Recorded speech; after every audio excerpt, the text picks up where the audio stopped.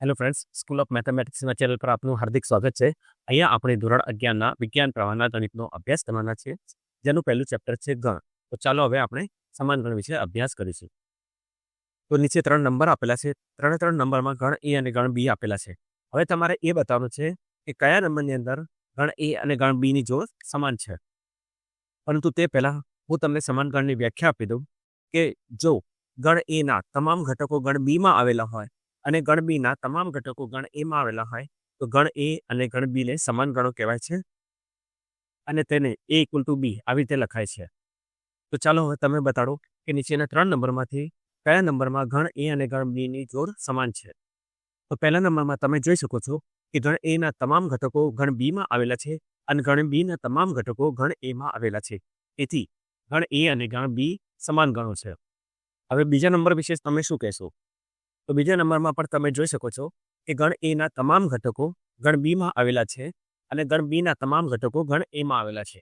તો તમે જોઈ શકો છો કે ગણ બીના જે પણ ઘટકો છે તે ગણ એના પ્રમાણે ક્રમાંકમાં નથી, છતાં પણ વ્યાખ્યા પ્રમાણે તમે જોઈ શકો છો કે ગણ બીના તમામ ઘટકો ગણ એમાં આવેલા છે. બરાબર છે? તો ગણ એ અને ગણ બી સમાન ગણ થશે. તમે જોઈ શકો છો કે સમાન ગણની વ્યાખ્યામાં ક્યાંય પણ આપણને ઘટકોના ક્રમાંક વિશે વાત કરી નથી. ફક્ત એટલું જ કીધું છે કે જો ગણ એના તમામ ઘટકો ગણ બીમાં હોય અને ગણ બીના તમામ ઘટકો ગણ એમાં હોય તો એ અને બી સમાન ગણો થશે. બરાબર છે? તો અહીંયા બીજા નંબરમાં પણ a ઇક્વલ ટુ બી એટલે કે બંને ગણો સમાન થશે. હવે ત્રીજા નંબર વિશે તમે શું કહેશો? તો ત્રીજા નંબર વિશે તમે કહેશો કે સર ચોક્કસ અહીંયા તો એ અને બી સમાન ગણો નથી, પરંતુ હું એમ કહીશ કે અહીંયા એ અને બી સમાન ગણો છે. તો તમે કહેશો સર કેવી રીતે? તો જુઓ કે ગણ એના તમામ ઘટકો ગણ બીમાં આવેલા છે. બરાબર છે?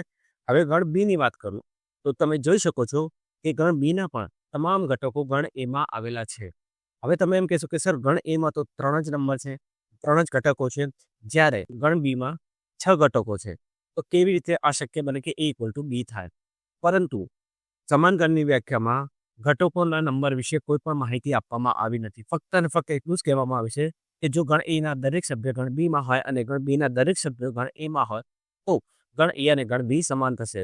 ભલે પછી ગણ એમાં ગમે તેટલા ઘટકો હોય અને ગણ બીમાં ગમે તેટલા ઘટકો હોય. બરાબર છે? તો નંબર 3માં પણ ગણ એ અને ગણ બી સમાન ગણો છે. ઓકે, તો આપણે જોયું કે 3 નંબરોમાં ગણ એ ઇક્વલ ટુ ગણ બી છે, એટલે કે ગણ એ અને ગણ બી સમાન ગણો છે. જો આ વિડીયો ગમ્યો હોય તો વિડીયોને લાઇક કરો અને સ્કૂલ ઓફ મેથેમેટિક્સના ચેનલને ફટાફટ સબસ્ક્રાઈબ કરો. Thank you.